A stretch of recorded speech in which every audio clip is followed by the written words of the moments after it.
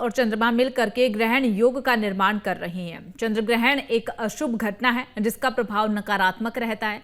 मान्यता तो ये भी है कि चंद्र ग्रहण के दौरान देवी देवताओं को कष्ट होता है, ऐसे में उनके नाम और कुछ मंत्रों का जाप करना चाहिए।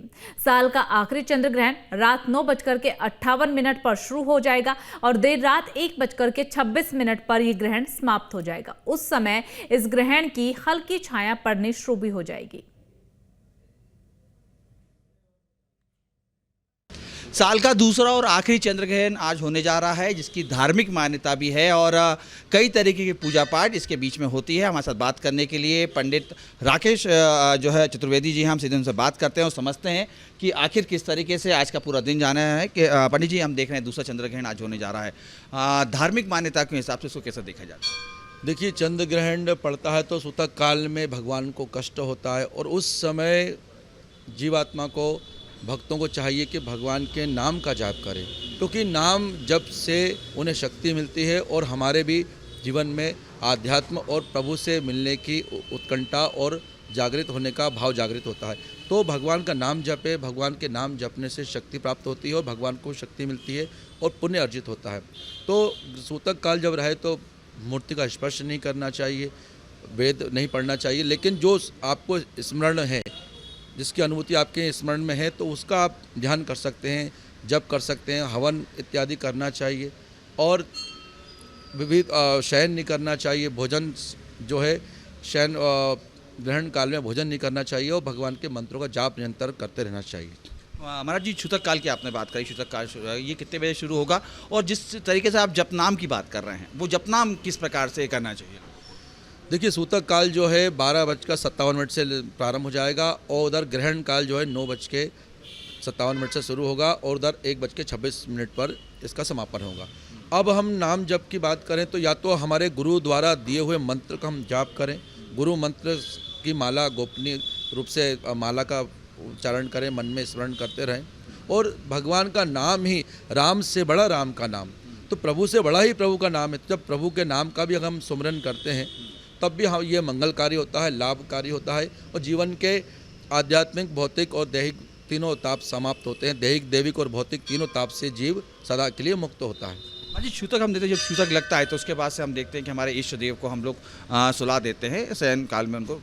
आखिर क्या धार्मिक मान्यता के हिसाब से आखिर ऐसा क्यों किया जाता है? भगवान को उस समय कष्ट होता है, इसलिए वेद का, भगवान का, वेद ही भगवान है, तो भगवान का स्पर्श नहीं करना चाहिए। उस समय भगवान को बड़ा कष्ट होता है जब ग्रहण काल चलता है, इसीलिए मंदिरों में, घरों में हम पर्दा लगा देते हैं और भगवान का दूर से ही पूजन करते हैं और दूर से ही पूजन करना चाहिए। भगवान के नाम जप का जितना हो उतना गुणगान गाना चाहिए, यही लाभकारी और मंगलकारी है।